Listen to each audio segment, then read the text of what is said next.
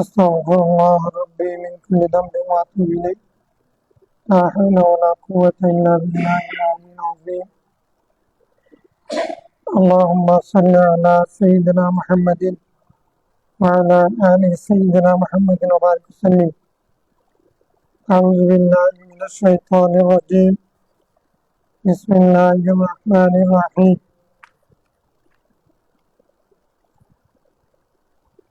كتاب الصلاة الفصل الأول عن أبي هريرة رضي الله تعالى عنه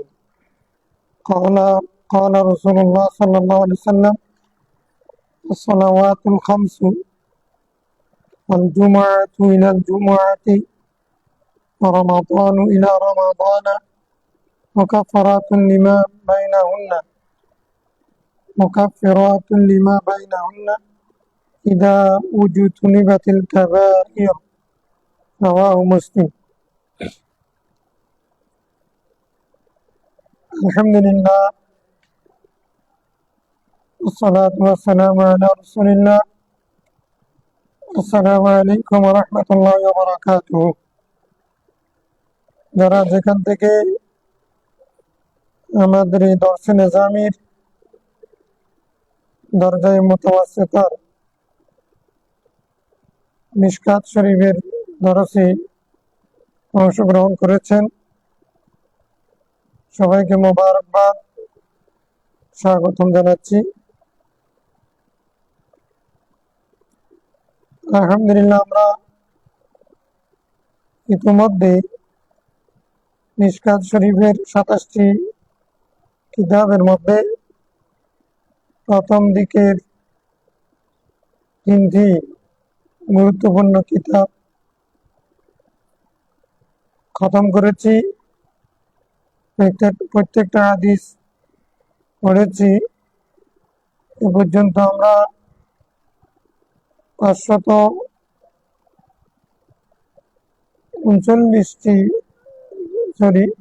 63টি হাদিস আমরা পড়েছি। 563টি হাদিস আমরা আলহামদুলিল্লাহ পড়েছি।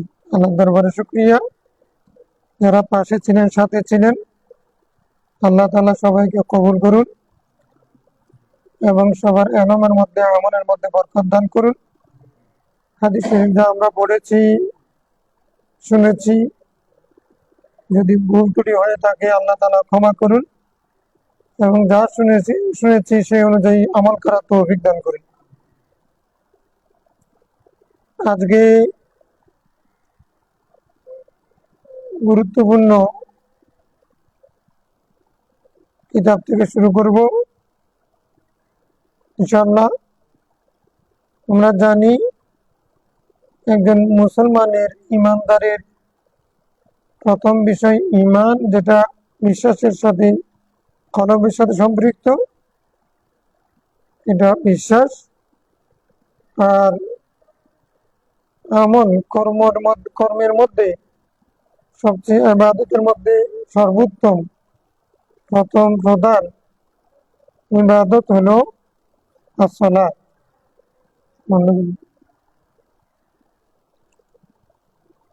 আলোচনা করতেছে নাকি কথা বলছে? নারাজ করতেছে।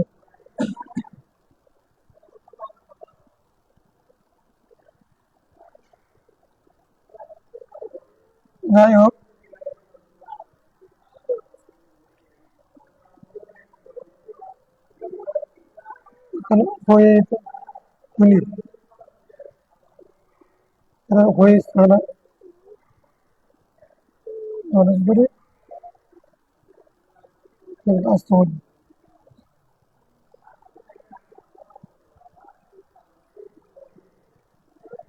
আমরা সবাই জানি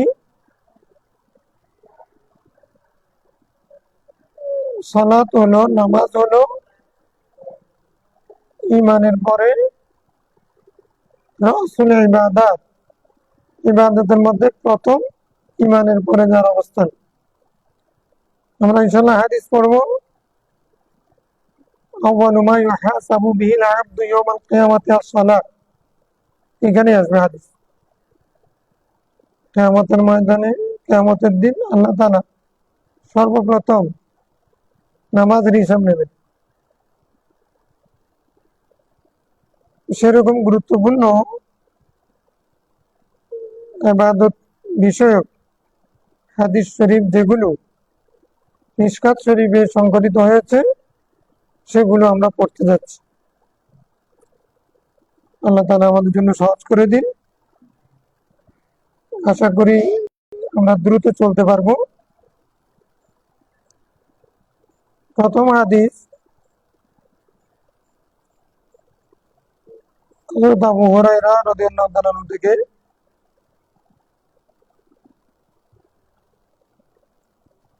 কিতাবুস সালাতে অনেকগুলো বাব হবে। তার মধ্যে প্রথমে কিতাবুস সালাত বলে, মানে সালাতের গুরুত্ব, ফরজিয়ত, তারপরে এটার উজুব এবং সওয়াব কি, বাদ দিলে তার আযাব শাস্তি কি, এই সমস্ত বিষয়ের হাদিসগুলো প্রথমে আলোচনা করবে, সংকলন করেছে। তো প্রথম হাদিসটা হযরত সাইয়েদনা আবু হুরায়রা রাদিয়াল্লাহু তাআলা থেকে, রাসূল ইসলাম বলেছেন, as-সালাওয়াতুল খামসু, পাঁচ ওয়াক্ত নামাজ, ওয়াল জুমুআতু ইলাল জুমআতি, এক জুমা থেকে আরেক জুমা পর্যন্ত, এক জুমার নামাজ থেকে আরেক জুমার নামাজ পর্যন্ত, রমাদান ইলা রমাদান, এক রমজান থেকে আরেক রমজান পর্যন্ত, মুকাফফিরাতুন লিমা বাইনাহুন্না, মাঝখানে যেই দিনগুলো আছে, সময়গুলো আছে, মাসগুলো আছে, প্রথমটার জন্য সময়, দ্বিতীয়টার জন্য দিন, তৃতীয়টার জন্য মাস, সব মিলে সময়, মাঝখানের সময় হালটা জন্য মুকাফফারা, সেটা কাফারা হবে, রেমেডি হবে। এটা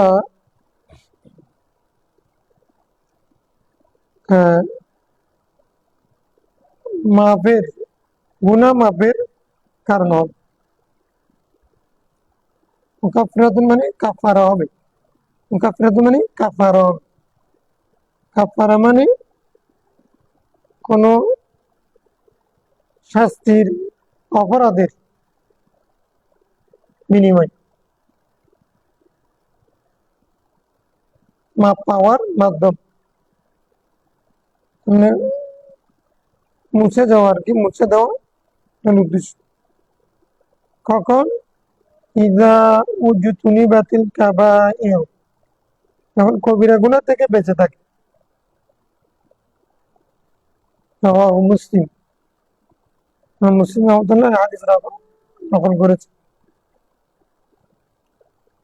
তাহলে কোনো বান্দা যদি ফজরের নামাজ পড়েন, আবার জোহরের নামাজ পড়েন, মাঝখানে 7-8 ঘন্টা যে সময় আছে, এই সময়টাতে যা গুনাহ করবে সেগুলো মাফ হয়ে যাবে। এক জুমা আদায় করেছেন, আরেক জুমা পর্যন্ত যা গুনাহ করেছেন মাফ হয়ে যাবে। এক রমজানে পূর্ণ মাস রোজা পালন করেছেন, আরেক রমজান পর্যন্ত যা গুনাহ করেছেন সেগুলো মাফ হয়ে যাবে। এটা হলো মুকাফফিরাতুন লিমা বাইনাহুন্না, মধ্যবর্তী সময়কাল, মাস, দিনের জন্য এটা কাফারা হবে। তবে কোন গুনাহ? ইযা উজতুনিবাতিল কাবাইর, যদি কবিরা গুনাহ থেকে, বড় গুনাহ থেকে বেঁচে থাকে। তার অর্থ হচ্ছে মাঝখানে যেগুলো মাফ হবে সেগুলো সগীরা গুনাহগুলো মাফ হবে। সগীরা গুনাহগুলো মানে পাঁচ ওয়াক্ত ফরজ নামাজ আদায় করার জন্য কারণে মাঝখানে সগীরা গুনাহ মাফ হয়ে যাবে। 2 জুমা আদায় করার কারণে মাঝখানে সগীরা গুনাহ মাফ হয়ে যাবে। 2 রমজানের রোজা রাখার কারণে মধ্যবর্তী মাসগুলোতে সগীরা গুনাহ যেগুলো হবে সেগুলো মাফ হয়ে যাবে।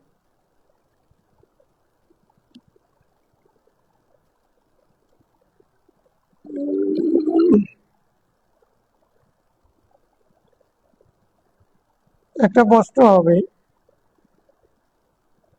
ফজর থেকে জোহর, জোহর থেকে আসর, এরকম যদি দৈনিক একটা মাপ হয়ে যায় তাহলে সপ্তাহের জন্য তো বাকি থাকে না, সপ্তাহ আর কি মাপ হবে। আর সপ্তাহের গুলো মাপ হয়ে গেলে তাহলে মাসের গুলো তার বাকি থাকে না।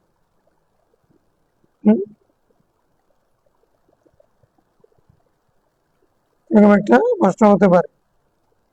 কবিরা গুনাহ তওবা ছাড়া মাপ হবে। কবিরা গুনাহ ইল্লাল্লাযিনা তাবু মিন বাদি যালিক,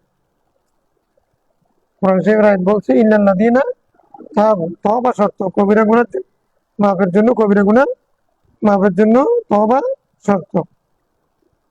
ওটা আমরা আগে পড়েছি, বাবুল কাবায়েরের মধ্যে পড়েছি, বাবুল কাবায়ের ওয়া আলামাতিন নিফাক, কিতাবুল ঈমানের মধ্যে আমরা এটা পড়েছি না। এটার অর্থ হচ্ছে কবিরা সগীরা গুনাহ আপেক্ষিক।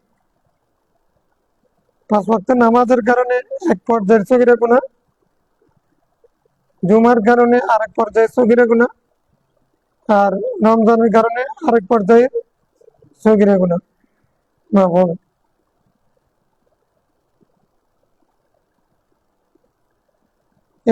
অথবা এটার মূল উদ্দেশ্য হচ্ছে 5 ওয়াক্ত নামাজের ফজিলত বর্ণনা করা, জুমার ফজিলত বর্ণনা করা, রমজানের ফজিলত বর্ণনা করা। যেটাই হোক, আর কারো যদি গুনাহ না থাকে, এখন একজন ব্যক্তির গুনাহ নেই কিন্তু সে নেক আমল করছে, তাহলে তখন কি হবে? তাহলে সওয়াব বৃদ্ধি পাবে। সওয়াব এমনি যা পাওয়ার কথা তার চেয়ে এই লোকটা 5 ওয়াক্ত নামাজও পড়েছে পুরো সপ্তাহ, আবার জুমার নামাজও পড়েছে, তাহলে 5 ওয়াক্ত নামাজের কারণে সগীরা গুনাহ মাফ হয়ে গেছে, কবিরা গুনাহ করেন নাই।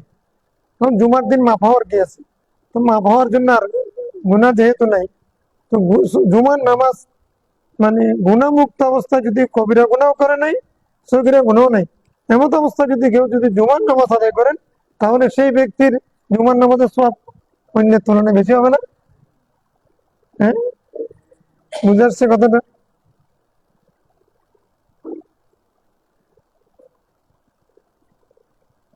তাহলে আমরা প্রথমে বুঝে গেছি যেখানে হাদিস আসবে শবে বরাতে মাপ হবে, শবে কদরে মাপ হবে, জুমার দিনে মাপ হবে, এই আমল করলে গুনাহ মাপ হবে। যত গুনাহ মাপ হওয়ার কথা আছে, 70টা গুনাহ মাপ হবে, 100টা গুনাহ মাপ হবে, যত কথা আছে সব জায়গার মধ্যে সগীরা মুরাদ।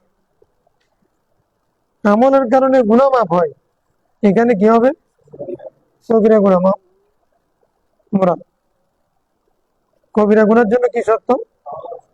তওবা। তওবা মানে الندامة على المعصية حتى لا يرجع إليه أبدا، حتى لا يرجع إليها أبدا। এমন ভাবে লজ্জিত হওয়া গুনার উপরে, আর মৃত্যুর আগ পর্যন্ত কোনোদিন সেই কাজটা রিপিট করে নেই, সেটা হলো তওবা। এরকম করা, এটা নামাজের তওবা। এই তওবা শর্ত কবিরা গুনাহ মাফ পাওয়ার জন্য। এখন এই বিষয়ে আবার ইমামগণের মধ্যে মতভেদ আছে।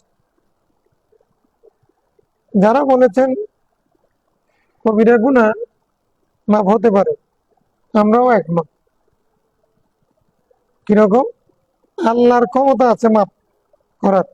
আল্লাহ যদি চান কারণ ছোট আমলের মাধ্যমে, কোন আমলের মাধ্যমে কবিরা গুনাহ মাফ করে দিতে, যেমন একটা জানাজা পড়লে একটা কবিরা গুনাহ মাফ হয়, এরকমও রেওয়ায়েত আছে।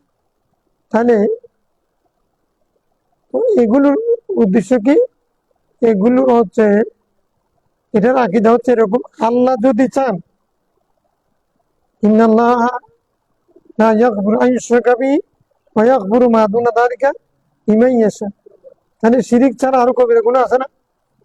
এই আয়াতের মধ্যে আল্লাহ বলছেন আল্লাহ শিরিক ছাড়া সমস্ত গুনাহ মাফ করে দেন তিনি যদি চান। তাহলে আল্লাহ যদি চান তাহলে আল্লাহ মাফ করতে পারেন, আল্লাহ সে ক্ষমতা আছে। তাহলে নামাজের কারণে আমরা হাদিস সামনে পাবো, নামাজের কারণে অথবা রাসূলুল্লাহ ইসলামের কারণে অথবা জামাতে নামাজ পড়ার কারণে কোন একটা নেক আমলের কারণে আল্লাহ যদি কবিরা গুনাহ মাফ করতে চান আল্লাহ মাফ করে দিতে পারে। যেহেতু আল্লাহ কোরআন শরীফে বলছে ইল্লাল্লাযিনা তাবু, সেজন্য ইমামগণ বলেছেন কবিরা গুনাহের জন্য তওবা শর্ত। এই হাদিসও সেটা বলছে ইদা উজুতু নিবাতিল কাবাইর, ইদা উজুতু নিবাতিল, যদি কবিরা গুনাহ থেকে।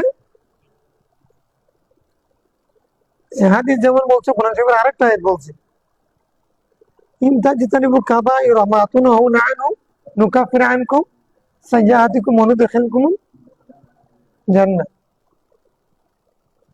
সূরা নিসার আয়াত ৫ম পারা ২য় পৃষ্ঠার আয়াত না?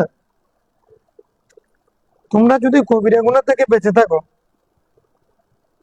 যে সমস্ত কবিরা গুনাহ তোমাদেরকে নিষেধ করা হয়েছে,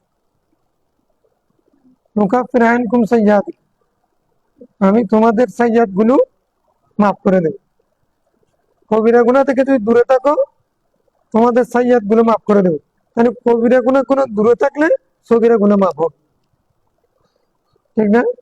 কবিরা গুনাহ থেকে মাফ দূরে থাকলে সগীরা গুনাহ মাফ হবে। সেটা হচ্ছে সগীরা গুনাহ, কবিরা গুনাহ থেকে দূরে থাকা ওইটা সগীরা গুনাহ মাফের উসিলা হতে পারে। আর কবিরা গুনাহ থেকে দূরে থাকা মানে, তাহলে কেউ যদি ফজর নামাজ না পড়ে সে কি কবিরা গুনাহ থেকে দূরে থাকলো নাকি মানে পাশে থাকবে? তাহলে ফজরের নামাজ পড়ার কারণে পড়ে ফেলেছে মানে কবিরা থেকে দূরে থাকছে, তখন সেই ব্যক্তির সগীরা গুনাহ মাফ হয়ে যাবে। মিলে গেল না হাদিসের সাথে, কোরআন শরীফের আয়াতের সাথে মিলছে তো না? তাহলে মুদ্রা কথা হলো আমলের কারণে সগীরা গুনাহ মাফ হয়, কবিরা গুনাহ মাফের জন্য তওবা শর্ত। আল্লাহ চাইলে তারপরও মাফ করতে পারে। খালাস। وعنه حضرت سيدنا أبو هريرة رضي الله عنه আরেকটা হাদিস قال قال رسول الله صلى الله عليه وسلم أرأيتم لو أن نهرا في باب أحدكم يغتسل فيه كل يوم خمسا هل يبقى من درنه شيء؟ قالوا لا يبقى من درنه شيء قال فذلك مثل الصلوات الخمس يمحو الله بهن الخطايا متفق عليه।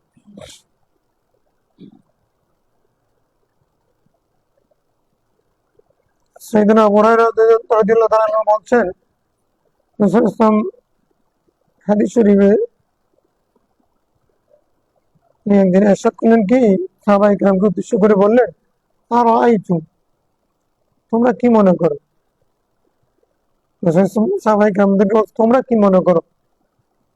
লাউ আন্না নাহরান বিবাবি আহাদিকুম, এর হাদিসটা মুখস্থ করে নেবেন কেমন? الصلوات الخمس والجمعة إلى الجمعة ورمضان إلى رمضان مكفرات لما بينهن إذا اجتنبت الكبائر رواه مسلم। ঠিক আছে, দ্বিতীয় হাদিস أرأيتم لو أن نهرا بباب أحدكم يغتسل فيه كل يوم خمسا هل يبقى من درنه شيء؟ قالوا لا يبقى من درنه شيء قال فذلك مثل الصلوات الخمس يمحو الله بهن الخطايا متفق عليه। রাসূল ইসলাম জিজ্ঞাসা করলেন সাহাবায়ে কিরামকে তোমরা কি মনে করো এই বিষয়ে যে তোমাদের কারো গেটে ঘরের সামনে একটা নদী আছে, স্রোতস্বিনী আছে, সেখানে প্রত্যেক দিন 5 বার গোসল করে। তার মধ্যে কি কোনো ধরনের ময়লা বাকি থাকবে, অবশিষ্ট থাকবে? ধরুন ময়লা আবর্জনা,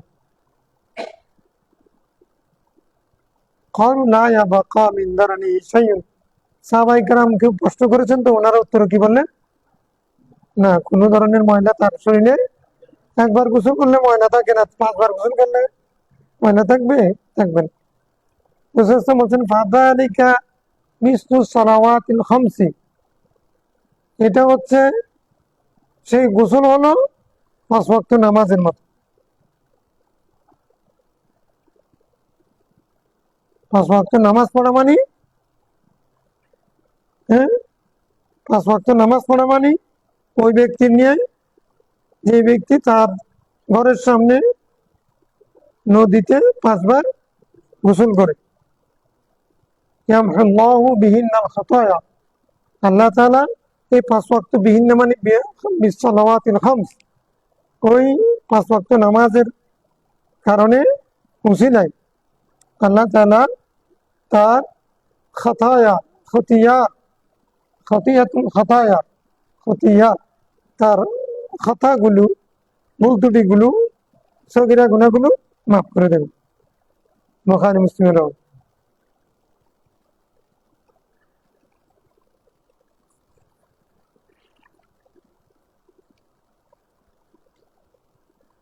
وعن ابن مسعود رضي الله عنه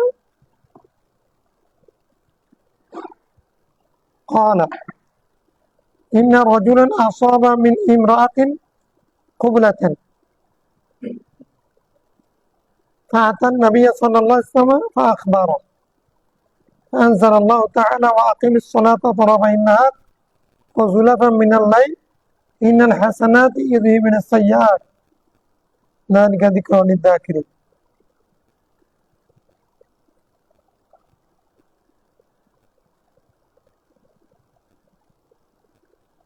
আব্দুল্লাহ বিন মাসউদ রাদিয়াল্লাহু তাআলা আনহু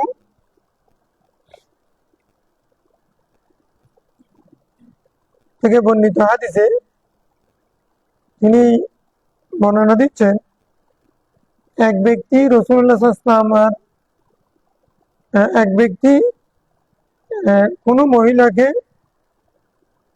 চুম্বন করেছে, তাহলে কোনো মহিলা মানে সেটা তার স্ত্রী না, এটা তার কিনা গায়রে মাহরামকে কি করেছে?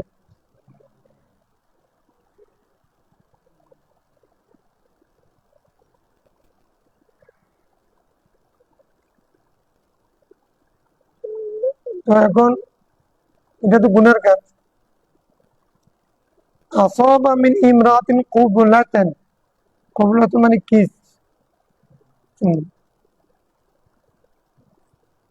এক ব্যক্তি চুম্বনের মাধ্যমে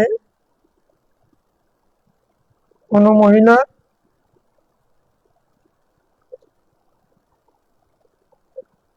চুম্বন করার মাধ্যমে গুনায় লিপ্ত হয়েছে। আসাবা মানে কি? অথবা আসাবার এক অর্থ হচ্ছে মানে শাস্তির উপযুক্ত হয়েছে, শাস্তি। পরবর্তী হাদিসের শব্দ থেকে যেটা শাস্তির উপযুক্ত। আতান নবী সাল্লাল্লাহু আলাইহি ওয়াসাল্লাম আকবরা, প্রথমে মানুষ হিসেবে মানবীয় দুর্বলতার কারণে ভুল করে ফেলছেন, কিন্তু যেহেতু পরকালে বিশ্বাস করেন, পরকালের শাস্তি দুনিয়ার শাস্তি থেকে কঠিন হবে, এই কারণে রাসূল সাল্লাল্লাহু আলাইহি ওয়াসাল্লাম দরবারে এসে এটা বলে ফেলেছে। আল্লাহ তাআলা তখন আয়াত নাযিল করলেন, আকিমিস সালাহ,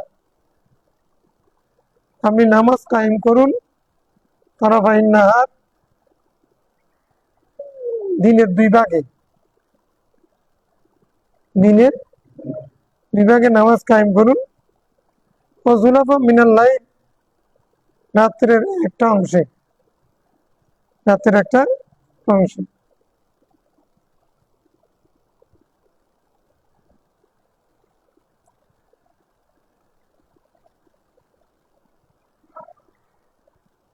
ইন্নাল হাসানাত ইউযহিবুনাস সাইয়্যাত, নিশ্চয় নেক আমল বদ আমলকে দূর করে দেয়।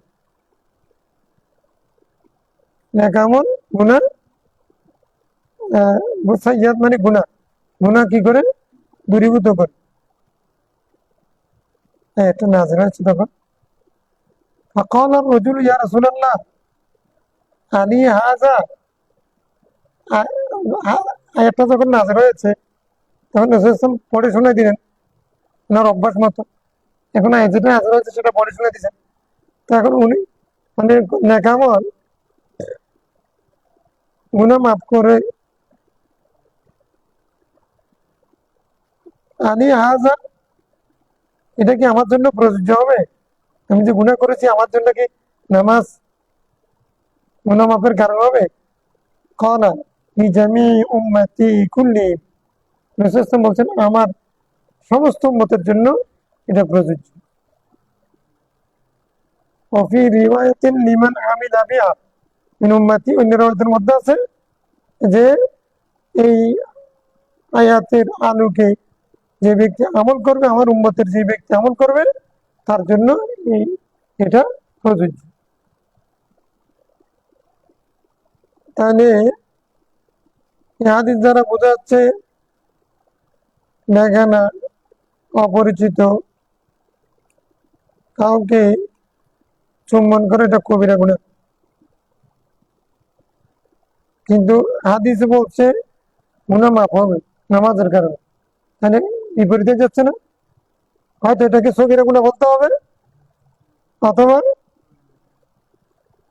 মানতে হবে নামাজের কারণে কবিরা গুনাহ মাফ হয়। আমরা যে আগে পড়ছি সেই হিসেবে বিপরীতে যাচ্ছে না?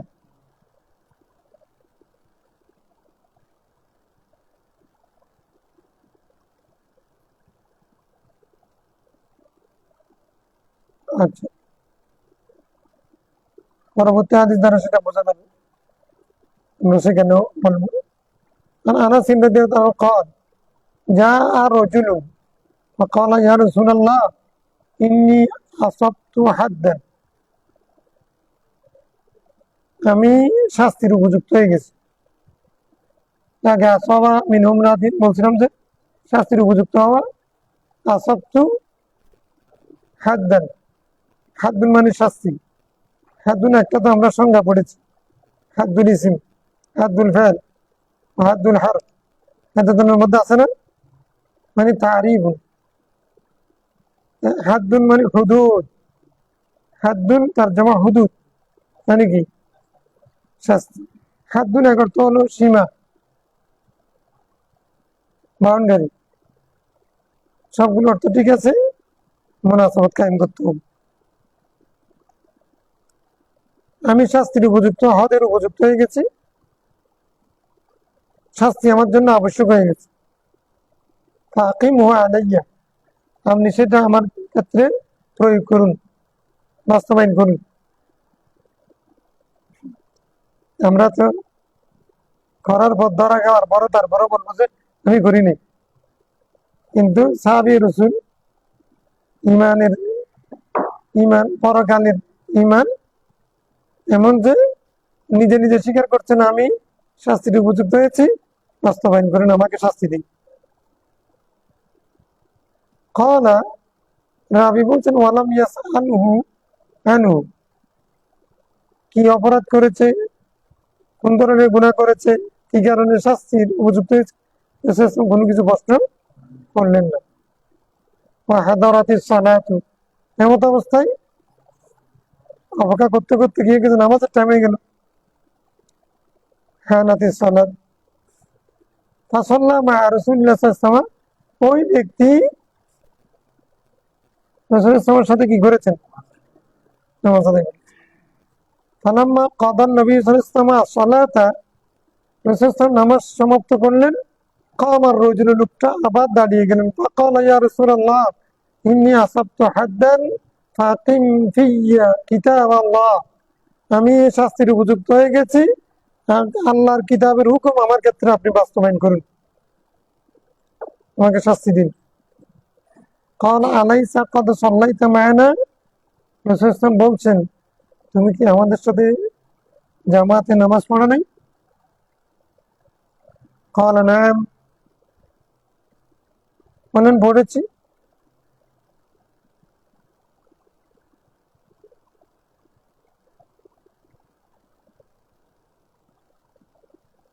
قال فإن الله قد غفر لك ذنبك أو حدك شكرا। রাসূল ইসলাম বলছেন, আল্লাহ তাআলা তোমার গুনাহ মাফ করে দিয়েছেন, অথবা বলেছেন তোমার শাস্তি মওকুফ করে দিয়েছে, শাস্তি মাফ করে দিয়েছে। মুত্তাফাক আলাইহি হাদিস। তাইলে এই হাদিস আমরা যে আগে ইদা উজিতু লিবাতিল কাবাইর ইল্লাল্লাযিনা তাবু মিন তাজতানিবু কাবাইরা মা তুনহাউনা আনহু, এর আলোকে আইম্মায়ে কিরামের ফতোয়া যেটা, সেই হাদিসের তার বিপরীত হয়ে যাচ্ছে। এতে অনেকগুলো ব্যাখ্যা আছে। প্রথমত কথা হচ্ছে,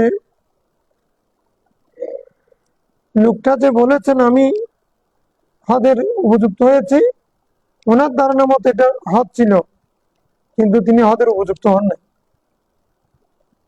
তাহলে সগীরা গুনাহ মাফ হয়ে গেছে, আগের সাথে মিলে গেছে। মানে লোকটা যে গুনাহ করেছে সেটা সগীরা ছিল, কাবিরা ছিল না। একটা জবাব। 2 নম্বর জবাব হচ্ছে, এটা শক্তিশালী, এটা হচ্ছে আলাইসা কদ সাল্লাইতা মা'ানা, তুমি কি আমাদের সাথে নামাজ পড়ো নাই? রাসূলুল্লাহ সাল্লাল্লাহু আলাইহি ওয়াসাল্লামের পেছনে কোনো ব্যক্তি যদি জামাতে নামাজ পড়ে, এমনি কারো গুনাহ মাফ হওয়ার জন্য তওবা করা শর্ত কবিরা গুনাহ, কিন্তু রাসূলুল্লাহ সাল্লাল্লাহু আলাইহি ওয়াসাল্লামের পেছনে যদি কেউ জামাতে নামাজ পড়ে, তার কবিরা গুনাহ মাফ হয়ে যায়। এটা খুসুসিয়ত রাসূল সাল্লাল্লাহু আলাইহি ওয়াসাল্লাম। রাসূল ইসলামের আমরাও ইমামতি করি, আমাদের ইমামতিতে নামাজ পড়া আর রাসূল ইসলামের ইমামতিতে নামাজ পড়ার মধ্যে বেশ কম আছে না? রাসূল ইসলাম যে নামাজের ইমামতি করেছেন, সেই নামাজে জামাতে যদি শরীক হয়, সেই ব্যক্তির সগীরা গুনাহ না কবিরা গুনাহ মাফ হয়ে যাবে। এটা রাসূল ইসলামের ইমামতির খুসুসিয়ত, খাসাতুর রাসূল সাল্লাল্লাহু আলাইহি ওয়াসাল্লাম।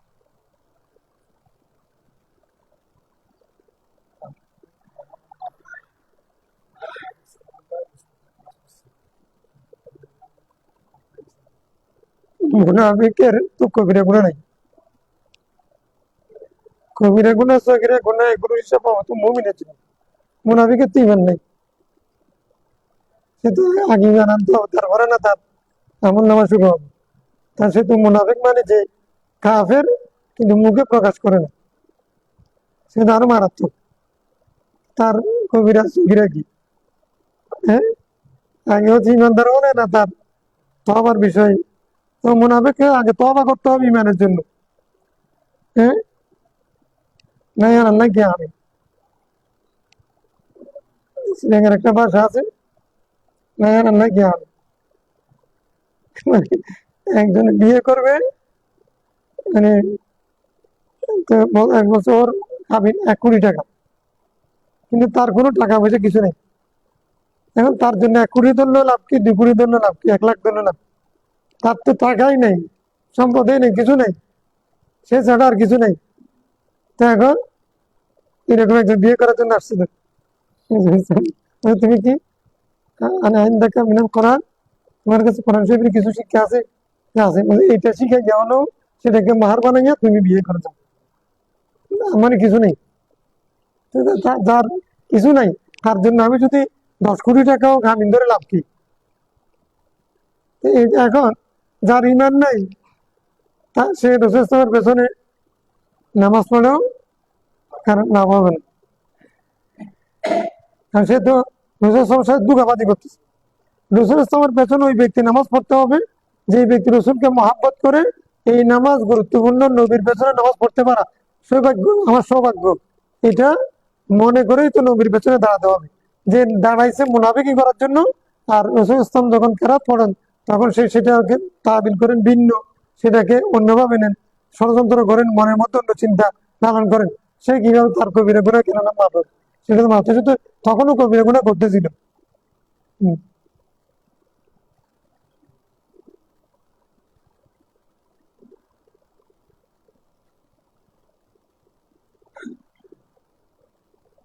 ও হাদ্দাকা, এটা শক্কের আবি, এটা শক্কের আবি। عن ابن مسعود رضي الله عنه قال سألت النبي صلى الله عليه وسلم أي الأعمال أحب إلى الله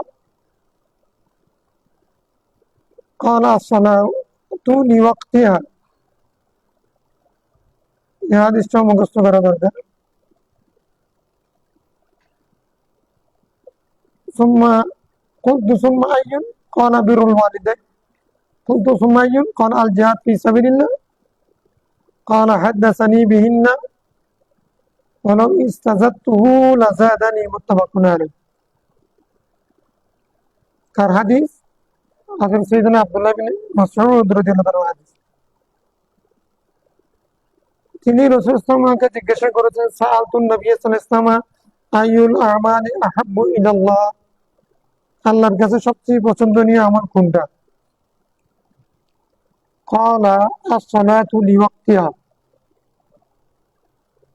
যথাসময়ে নামাজ পড়া এটা হচ্ছে আল্লাহর কাছে সবচেয়ে উত্তম আমল। নামাজ উত্তম ইবাদত, আর যত সময়ে পড়া এটা উত্তম আমল।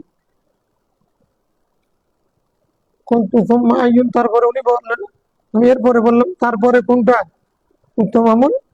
ক্বালা বিরুল ওয়ালিদাইন, মা বাবার আনুগত্য, ইতাআত, খেদমত, আমার প্রতি ইহসান, সদাচরণ। এরপরে সাহাবী বলল, কুনতু, আমি আবার জিজ্ঞেস, সুম্মা আইয়ুন, এরপরে কোনটা? ক্বালা আল জিহাদ ফি সাবিলিল্লাহ, আল্লাহর রাস্তায় জিহাদ করা। রাসূল ইসলাম তিনটা বলেছেন। সাহাবী বলছেন, রাবি বলছেন, সাহাবী যিনি, রাবি তিনি সাইয়েদনা আব্দুল্লাহ বিন মাসউদ বলছেন, হাদ্দাসানি বিহিন্না, রাসূল ইসলাম আমাকে এগুলো বলেছেন। লাউ ইস্তাজাতুহু, আমি যদি আরো বেশি প্রশ্ন করতাম, লাজাদানি, রাসূল ইসলাম আরো বেশি উত্তর দিতেন। আমি তিনটা করেছি, ধারাবাহিকভাবে তিনটার কথা বলেছি। মানে এই হাদিসের আলোকে সর্বোত্তম ইবাদত যথাসময়ে নামাজ পড়া, তারপরে হচ্ছে মা বাবার প্রতি সদাচরণ, তারপরে হচ্ছে জিহাদ ফি সাবিলিল্লাহ। তাহলে জিহাদ ফি সাবিলিল্লাহ কয় নম্বরে গেছে?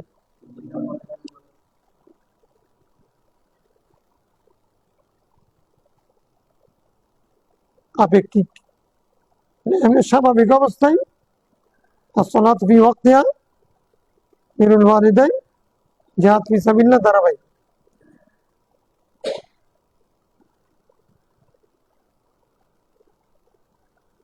নামাজ এটা সবসময়ের জন্য, মা বাবা যতদিন বেঁচে আছেন ততদিনের জন্য, জিহাদ যখন ফরজ হবে তখনের জন্য।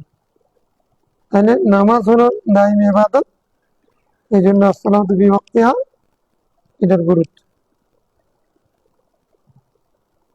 আচ্ছা, কোনো ব্যক্তি যদি জিহাদের ডাক দিয়েছেন রাসূল ইসলাম অথবা ইমামের পক্ষ থেকে শরাইত যখন পাওয়া গেছে, জিহাদের ঘোষণা আসছে, তখন যদি উনি বলে যে আমি নামাজ পড়বো, যথাসময়ে জিহাদে যাব না, হবে নাকি?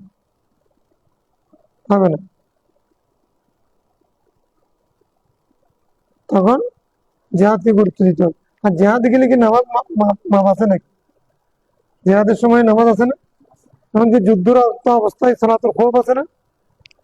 হ্যাঁ,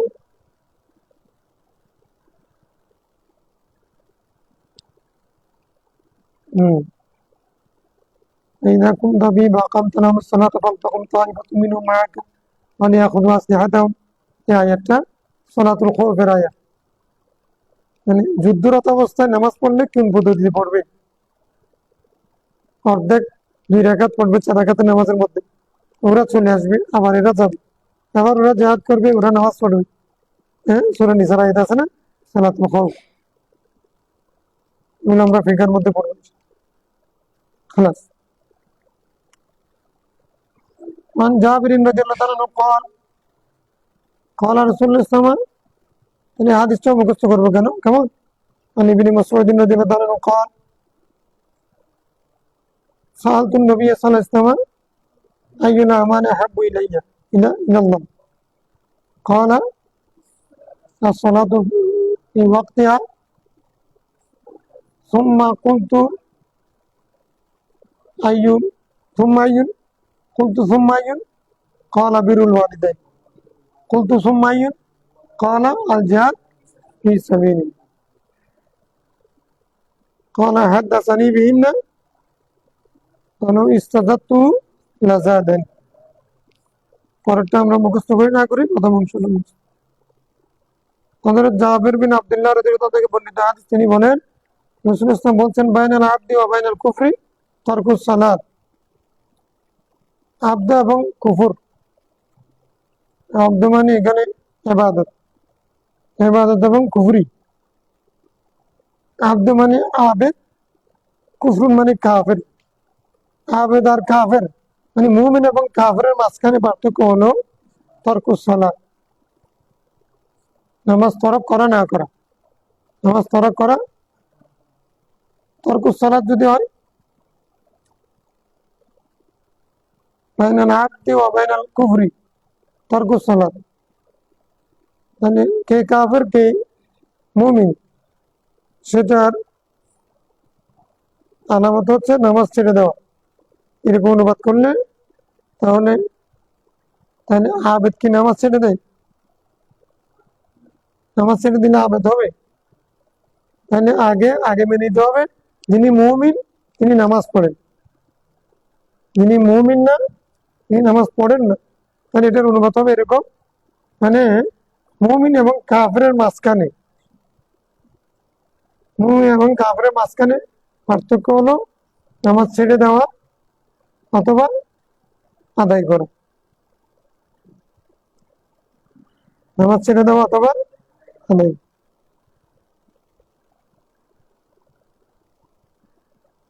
এটা অর্থগত দিক থেকে একটু কঠিন আছে। এটা আহলে জাওয়াহির এটাকে নিয়েছেন, মুতাজিলারা খারিজিরাও এটাকে নিয়েছেন দলিল হিসেবে। কবিরা গুনাহ করলে কি হবে? কাফের হয়ে যাবে। আমরা এটাকে বাইনাল আবদি ওয়া বাইনাল কুফরি তারকুস সালাত, এটাকে আমরা তাবিল করেছি। সামনেও সেগুলো তাবিলটা প্রযোজ্য হবে, এখন শুনে ফেললে আর অসুবিধা হবে। একটা হচ্ছে মান তারাকা সালাতা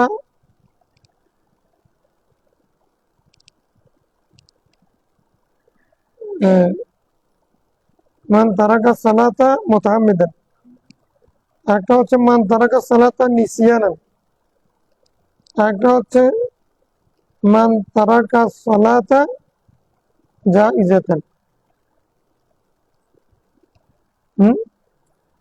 যে ব্যক্তি নামাজ ছেড়ে দেওয়াকে জায়েজ মনে করে, নামাজ ছেড়ে দেওয়াকে জায়েজ মনে করে, জায়েজ মনে করে যদি কেউ নামাজ ছেড়ে দেয় সে কাফের। নামাজ না পড়লে কি হয়েছে? এরকম কেউ যদি বলে অথবা মনে করে নামাজ ছেড়ে দিয়েছে সে ফাসিক, কবিরা গুনাহ করেছে। কিন্তু কেউ যদি নামাজ এই নিয়তে এই আয়াতে কাঁধে ছেড়ে দেয়, নামাজ না পড়লে কোনো গুনাহ নেই, জায়েজ আছে, নামাজ ছেড়ে দেওয়ার জায়েজ আছে। এরকম যদি কেউ মনে করে সে কাফের হবে। এটার দ্বারা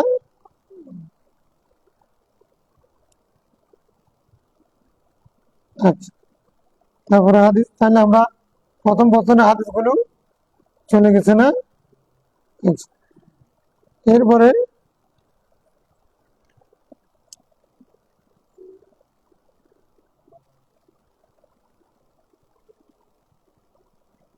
عن عبادة بن الصامت رضي الله عنه قال قال رسول الله صلى الله عليه وسلم 5 صلوات افترضهن الله تعالى من أحسن تعالى من أحسن وضوءهن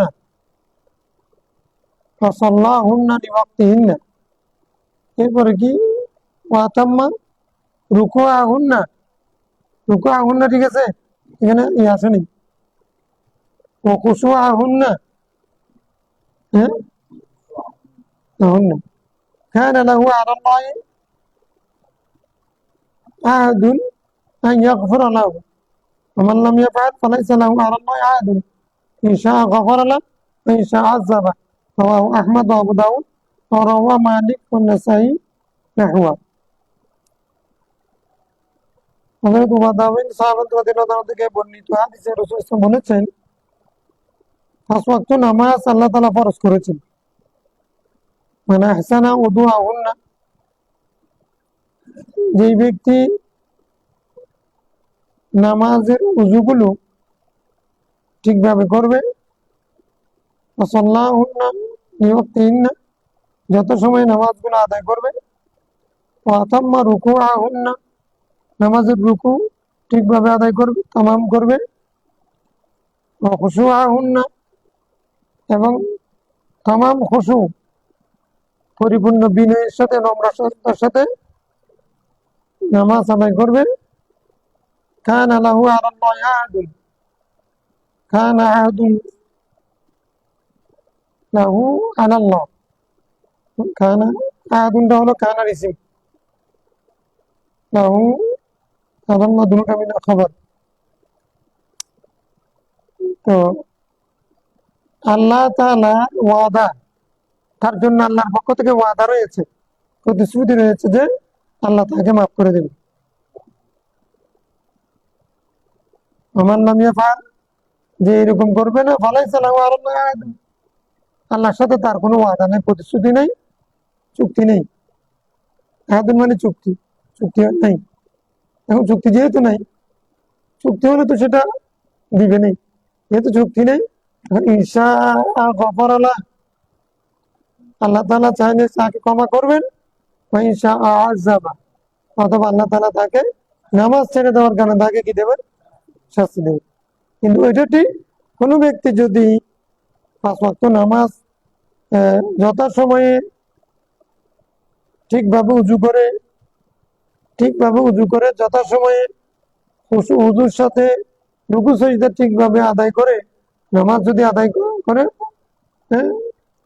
তাহলে কায়েম করে তাহলে আল্লাহ তাআলা তার সাথে প্রতিশ্রুতিবদ্ধ যে আল্লাহ তার গুনাহ মাফ করে দেবে এরকম যদি কেউ না করে তাহলে আল্লাহ চাইলে মাফ করবেন অথবা শাস্তি দেবেন তাহলে সে তো কবিরা গুনাহ করেছে না করলে কবিরা গুনাহ করলেও আল্লাহ চাইলে কি করতে পারেন মাফ করতে পারেন وعن أبي هريرة قال قال رسول الله صلوا خمسكم وصوموا شهركم وأدوا زكاة أموالكم وأطيعوا ذا أمركم تدخلوا جنة ربكم رواه أحمد والترمذي আবু আমার হাদিস রাসূলুল্লাহ সাল্লাল্লাহু আলাইহি ওয়াসাল্লাম বলছেন তোমরা তোমাদের 5 ওয়াক্ত নামাজ পড়ো তোমাদের রমজান মাসে রোজা রাখো রমজান শব্দ না বললেও এটা ওনারা জানতেন এই জন্য কোন মাসে রোজা ফরজ তোমাদের মাস তোমাদের মানে রমজান মাস রোজা রাখো তোমাদের মালের যাকাত দাও তোমাদের নেতার আনুগত্য করো যা আমরিকুম মানে তোমাদের আমর নেতৃত্ব যার হাতে তার আনুগত্য করো মানে এই যদি 4টা কাজ করো তাদখুলু জান্নাতা রাব্বিকুম তোমাদের রবের জান্নাতে তোমরা প্রবেশ করতে পারবে 4টা আমাদের কথা কেন বলা হয়েছে হজের কথা বলা হয়নি কালেমা শাহাদাতের কথা বলা হয়নি তো তোমরা যেহেতু বলেছে এগুলো সাহাবায়ে কেরাম উদ্দেশ্য অতএব এখানে শাহাদাত যারা পড়েছেন তারা অথবা শাহাদাত দরকার নেই আচ্ছা, এরপরে হচ্ছে এখানে হজের কথা আসে নাই, নেতার আনুগত্যের কথা আসছে। তখন হজ ফরজ হয় নাই, অথবা তখন সেটা প্রয়োজন মনে করেন। হজের জায়গার মধ্যে গুরুত্বপূর্ণ হচ্ছে নেতার আনুগত্য করো, সেটা একটা গুরুত্বপূর্ণ বিষয়। সেই মুহূর্তে এটা প্রয়োজন ছিল, এই জন্য ইসলাম এটা বলে দিয়েছে নেতার আনুগত্য করা এটাও ফরজ। আতিউল্লাহ ওয়া আতিউর রাসূল ওয়া উলিল আমরি মিনকুম, মানে এখানে আমর নিন উজুব, আমর নিন উজুব। সেই ফরজটাও নেতার আনুগত্য করার, আমিরের আনুগত্য করার ফরজ যেটা, সেটা হাদিসের মধ্যে রাসূল বলে দিয়েছেন, এবং সেটা করলে কি হবে? জান্নাতে প্রবেশ করবে। আন আমর ইবনে সুহাইব বিন নাবি আন জাদ্দি, এই জিনিসটা অনেকে বুঝে না। নাবি আন জাদ্দি এটা অনেকে বুঝে না, এমনি পড়ে যায়। আমি কয়েকবার কালকেও পরিষ্কার করেছি। আমর বিন সুহাইব, এখানে তিনজন। একজন হচ্ছে আমর, আমর ওদের ধারণা, তার পিতার নাম সোহাইব, তার পিতার নাম আবি। তাহলে আমর সোহাইব থেকে, আমর, এখন আনজাদ দি সোহাইব আবি। সোহাইব আমরের দাদা থেকে, বাপ ফুত দাদা, ফু নাতি বাপ দাদা, নাতি বাপ, উপর থেকে হলে দাদা বাপ নাতি, তিনজন এখানে। জাত দিহি মানে এটা বুঝতে হবে যে আবি হি হার মর্যাও আমর, জাত দিহি হার মর্যাও আমর, এটা মাথায় রাখতে। তাহলে এই জিনিসটা বুঝে গেলে আর সমস্যা হবে। অনেকে এটা পরিষ্কার করতে পারবে না, এমনি পড়ে গেছে কিন্তু এটা পরিষ্কার করে না। আমি জাত দিহি মানে এখানে 6 জন 5 জনকে নিয়ে আসবে, সেরকম না। এটা হাদিসে মরফু, হাদিসে মুরসাল না, মকতুল। قال رسول الله صلى الله عليه وسلم মুরু আওলাদাকুম বিসসালাত, তোমরা তোমাদের সন্তান সন্ততিদেরকে নামাজের আদেশ করো। ওম আবনাউ সাবআ সিনিন, ওম আবনাউ সাবঈ সিনিন, যখন তারা 7 বছরের হবে। 7 বছর বয়স হলে তোমরা তোমাদের সন্তান সন্ততিদেরকে নামাজের আদেশ করো। ওয়াদরিবুহুম আলাইহা ওম আবনাউ আশারা সিনিন,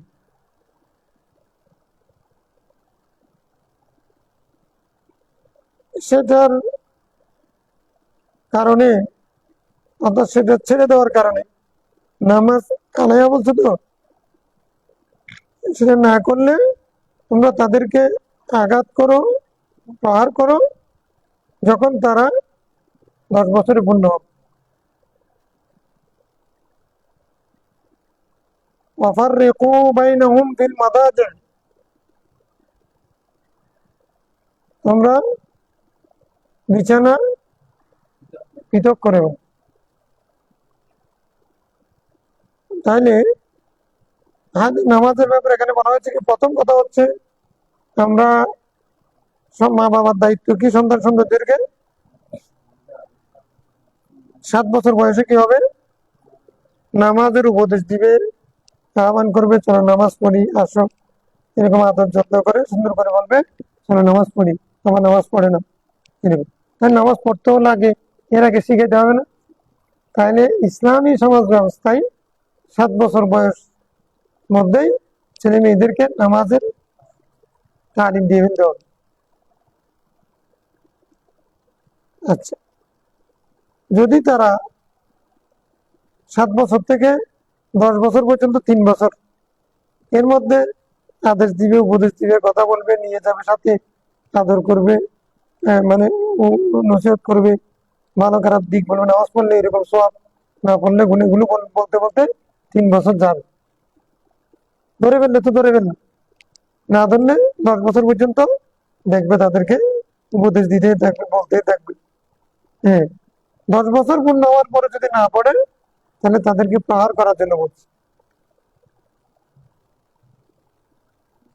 আচ্ছা, তারপরে হচ্ছে এখন 10 বছর পূর্ণ হওয়ার পরে আরেকটা হচ্ছে অফার রেখো, হ্যাঁ, মাইনার মাদা যায়, দুটা আদেশ।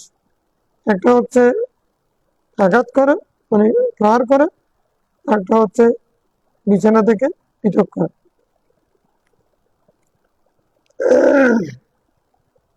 তাইলে এখানে আমরা দেখতেছি প্রহার করার বিষয়টা রাসূল ইসলাম বলেছেন, যেহেতু প্রথম কথা হচ্ছে তালিমের জন্য প্রহার করা জায়েজ আছে কিনা, এটা একটা মাসালা। তাহলে এটার উপর আমার লেখা আছে, মূল মাসালা হচ্ছে তালিমের জন্য নাবালক অবস্থায় মুখে ছাড়া এমনি ফেটে যাবে, ছিঁড়ে যাবে এরকম না, তাদেরকে ভয় দেখানোর নিয়তে মৃদু প্রহার জায়েজ, এটা একটা মাযহাব। একটা মাযহাব হচ্ছে না, মা বাবাই শুধু প্রহার করতে পারবে, অন্য কেউ না। যে স্ত্রীকে প্রহারের কথা বলছে, বাচ্চাদেরকে প্রহারের কথা বলছে, সেক্ষেত্রে যেখানে প্রহারের কথা বলছে সেখানে মৃদু প্রহার, আঘাত পাওয়ার জন্য না, তাকে ভয় দেখানোর জন্য। আর সর্বাবস্থায় মুখে আঘাত করা যাবে না, মুখে আঘাত করা যাবে না। তাহলে এটা একটা মাসালা গেল। মিশর দারুল ইফতা থেকে ফতোয়া বের হয়েছে, ছাত্রছাত্রীদেরকে, শিক্ষার্থীদেরকে প্রহার করা এটা জায়েজ নেই, ফতোয়া দিয়ে দিয়েছে। তো এখানে প্রহার করার কথা বলছেন, যেখানে যেহেতু কোরআনের মধ্যে ওখানে স্ত্রীকে প্রহার করা যেখানে বলছে, সেখানে গায়ের মুবাররাহি শব্দ একটা বলছেন না, মানে দান পাতা দিয়ে, মানে যেটা দিয়ে পারলে পরে আসলে আঘাত পাবে না, ফেরে যাবে না, ছিঁড়ে যাবে না, এগুলো হলো ভয় দেখেন, আমি তোমার উপর রাগ। আর অফার রেখো বাইনাল মাদা, এটা বলছে কি, অর্থাৎ তাদেরকে একটা, মানে মানুষকে ইসলাহ করার একটা মাধ্যম হচ্ছে বিছানা ত্যাগ করা। তো বাবা মার সাথে বাচ্চারা থাকবে বালক হওয়ার আগ পর্যন্ত, 10 বছরে তো বালক হয় না, তো ছেলে মেয়েরাও চাই বাবা মার সাথে থাকতে। এখন যদি তাকে, তুমি আব্বু যদি আমার সাথে না থাক, নামাজ না পড়ো, তোমার সাথে আমি থাকবো না, তুমি একা থাকো, আমি একা থাকবো, এটা কিন্তু ছেলে মেয়েদের কাছে অনেক অনেক গুরুত্বপূর্ণ বিষয়, বাবা মার সাথে ঘুমানো না বালক অবস্থায়। তো এখন এটা যদি করলে এটা একটা শাস্তি, তাকে ফিরিয়ে আনার জন্য এটা একটা মাধ্যম। এই জন্য ফাইনাল মাদা, যে বিছানা পৃথক করার জন্য বলা হয়েছে, বাচ্চাদের ক্ষেত্রেও এবং স্ত্রীর ক্ষেত্রেও। কয় নম্বরে? 2 নম্বরে। প্রথম হচ্ছে ফাইজু হুন্না, 1 নম্বর, জুরু হুন্না ফিল মাদা, যে 2 নম্বর। 3 নম্বরে গিয়ে বলা হয়েছে অদরিবু হুন্না। আবার রাসূল ব্যাখ্যা করে দিয়েছেন, গরুর মতো মারা না, রাগের বশবর্তী হয়ে গাছ দিয়ে, বাঁশ দিয়ে, দা দিয়ে, হ্যাঁ, তরবার দিয়ে মারা না, এমনকি ব্যাট দিয়েও মারা না। মারা মানে এটা গায়ের মোবারহিন, মানে এটা মানে ওই পাতা দিয়ে, ধান গাছ যেরকম আছে এগুলো দিয়ে, এরকম কিছু দিয়ে, মানে অর্থাৎ ভয় দেখানো, আমি তোমার উপর সন্তুষ্ট। এটা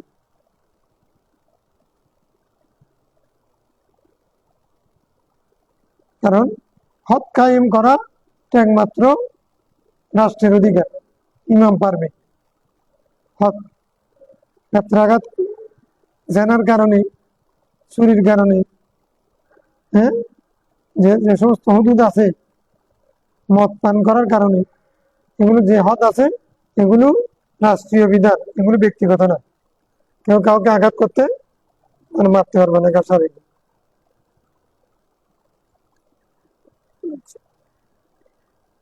وعن بريدة رضي الله عنه قال صلى الله عليه وسلم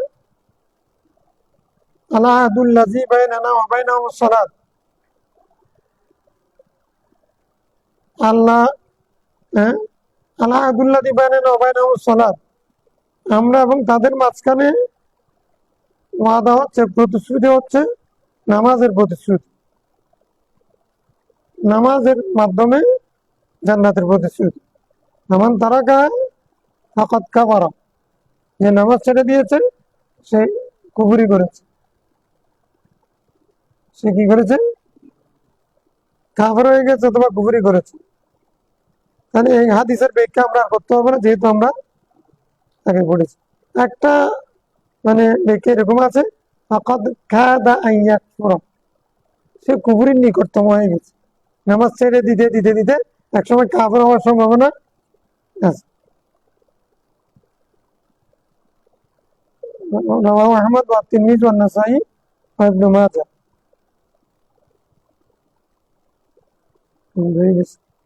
আজকে প্রথম বাবটা পড়ে বলতে চাইছিলাম না, পড়ে বেরি না। الفصل الثالث عن عبد الله بن مسعود رضي الله عنه قال جاء رجل الى النبي صلى الله عليه وسلم فقال يا رسول الله اني آلست امرأة في اقصى المدينة। পড়বো নাকি তুমি শেষ করবো? হ্যাঁ, মনে আছে? আচ্ছা, একটা একটা ভাব শেষ করতে পারলে তাহলে শেষ হতো। মানে আগের হাদিস গুলো আসবে, তো দেখবে। ঠিক আছে, ইনশাল্লাহ। হ্যাঁ, 7 বছরের পূর্বে নেওয়া যাবে, তবে রুশদ আসতে হবে। রুশদ মানে সবিয়ে মুমাইয়াজ, সবিয়ে মুমাইয়াজ যদি হয় নেওয়া যাবে।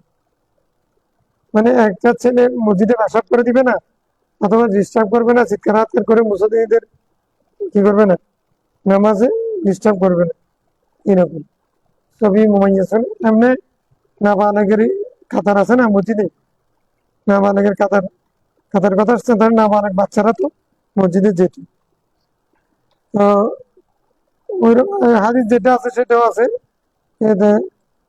জান্নিবু সিবিয়ানা মিন মাসাজিদ, যে একটা হাদিস আছে, তোমরা বাচ্চাদেরকে মসজিদ থেকে দূরে রাখো। এটা হচ্ছে যারা পেশাব করে দিবে, বুঝবে না, এরকম এদের কথা বলা হয়েছে। অনলাইনে তো খাতারের কথা আসছে না, তো ছবি মহিয়া যায় না নিয়ে যাবে।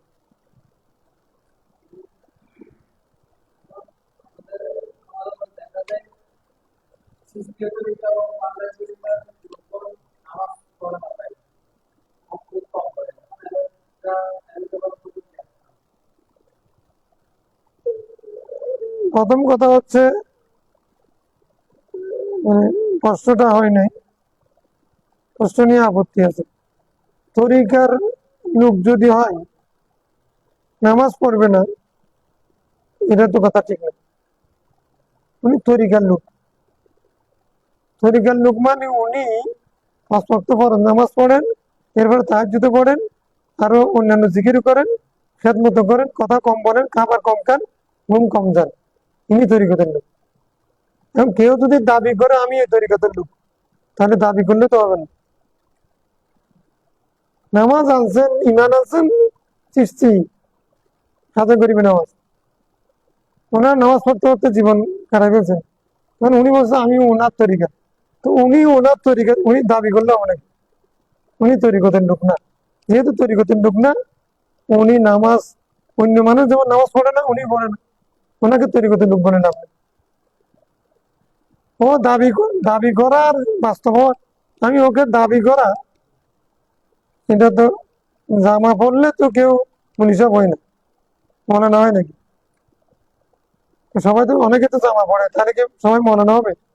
অনেকে তো দাবি করে আমি এরকম, সৈয়দ দাবি করে, চৌধুরী দাবি করে, এই জন্য কি সে চৌধুরী হয়ে যাবে নাকি যদি আচরণ না? অর্থাৎ তরিকতের এই যিনি নামাজ পড়ে না, উনি তরিকতের লোক। ওনার হুঁশ ঠিক আছে, বাদ ঠিক আছে, বউ ঠিক আছে, দুনিয়াদার ঠিক আছে, কিন্তু নামাজ পড়ে না, দাবি করে আমি তরিকতের লোক, উনি তরিকতের লোক না। হ্যাঁ, উনি কোনো তরিকতের লোক না, উনি আসলে ওনার তরিকতের লোক, নিজের তরিকা, এটা হলো নিজের বানানো তরিকা। হ্যাঁ, ওইদিকে নিসবত করাটা ঠিক হবে না, কারণ কোথায় কি। হ্যাঁ, নামাজ পড়ো, রোজা রাখো, হালাল খাও, নামাজ পড়ো, আল্লাহ আল্লাহ জিকির করো, এটা হাজব্যান্ডের তরিকা ছিল কেন না? তো ওরা নামাজ পড়তে বলছে নাকি ছেড়ে দিতে বলছে? তো ও বিশ্বাস বলছে নামাজ পড়ো, ও মানে ও নামাজ পড়ে না, তো তাহলে ও তরিকতের লোক কেমনে হলো? আমার তরিকতের লোক হলে তো আমার তরিকা মতো চলতে হবে। হালাল খাও, নামাজ পড়ো, আল্লাহ আল্লাহ। তো এটা যদি সবক হয়, তো কেউ যদি নামাজ না পড়ে, আচ্ছা আচ্ছা, নামাজের প্রশ্নটা আসলো, হালালের কথাটা আসলো না। অনেকে তরিকত করে, মানে এটা মুজাদ্দিদি তরিকত ধরলাম, উনি নামাজ পড়েন ঠিক আছে, কিন্তু ঘুষ খাই, সুদ খাই, 2 নম্বরের ব্যবসা করে, দুর্নীতি করে, তাহলে উনি কি মুজাদ্দিদ তরিকত লোক হবে? অতএব মানে কোনো তরিকত দিকে নিসবত না, তরিকতের লোক হলে তিনি তো সুফিজম চর্চা করবেন, সুফি হবেন। উনি 5 ওয়াক্ত নামাজ পড়বেন, সবকিছু ফরজ গুলো আদায় করবেন, ওয়াজিব আদায় করবেন, নফল গুলো আদায় করবেন, হারাম কাজ থেকে গভীর গুলো থেকে বিরত থাকলে তখন তিনি দাবি করতে পারেন আমি ওই তরিকতের লোক। কারণ কোন তরিকতে নামাজ ছাড়ার জন্য, এমন কোন তরিকত আছে নাকি যারা নামাজ ছাড়ার জন্য বলছে? কোন তরিকা আছে? আচ্ছা, এ দাবি করা আর বাস্তবতা এক জিনিস।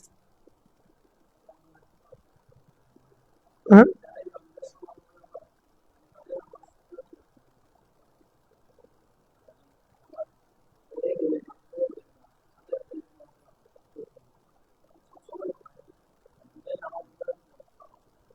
ওদের নামাজ তো পড়ে গেছে, নামাজের শর্ত পাওয়া গেছে, ইমাম সাহেবের পেছনে নামাজ পড়লেন, বের হয়ে গিয়ে তবে ইমাম সাহেবের সমালোচনা করি। এখন প্রথম কথা হচ্ছে, আহ, ইমাম সাহেবের সমালোচনা, আরেকজনের সমালোচনা, যে কোনো মুসলমান ভাইয়ের সমালোচনা, গীবত, এটা কবিরা গুনাহ। ইমাম সাহেবের সমালোচনা করলে আর একটু বেশি হবে। এখন এই জন্য ওর নামাজ, নামাজ কামেল হওয়া না হওয়া ওটার সাথে সম্পর্ক নেই। একজন ব্যক্তি নামাজ পড়ে গিয়ে তারপরে হারাম খায়, তার নামাজের কি অবস্থা হবে? একজন ব্যক্তি নামাজ পড়ে গিয়ে মদ খায়, তার নামাজের কি অবস্থা হবে? একজন ব্যক্তি নামাজ পড়ে গিয়ে তারপরে মানের মধ্যে ওজনের মধ্যে কম দেয়, তার নামাজের কি অবস্থা হবে? অনুরূপ ভাবে একজন ব্যক্তি ইমাম সাহেবের সমালোচনা করুক, অন্য সমালোচনা করুক, মানে গীবত করে, আল্লাহ যেটা নিষেধ করেছেন সেটা করে, তাহলে তার নামাজের সাথে এটা মুআল্লাক নয়, সে এটার কারণে তার গুনাহ হতে থাকে। কষ্ট হচ্ছে যার পেছনে নামাজ পড়লাম তার সমালোচনা করলাম, এটা মানুষে বলে। তো এখন তার সমালোচনা করা মানে তার নামাজ মকবুল হওয়ার ক্ষেত্রে বাধা হবে, এই কারণে যদি ইমামের প্রতি তার আস্থা নেই, সেই কারণে সমালোচনা করে। যা ইমামের প্রতি তার আস্থা নেই, সেদিকে নামাজের মধ্যে রগবত কম থাকবে, নামাজের রগবতের কারণে তখন তার নামাজের কবুলিয়ত সওয়াব কম হবে।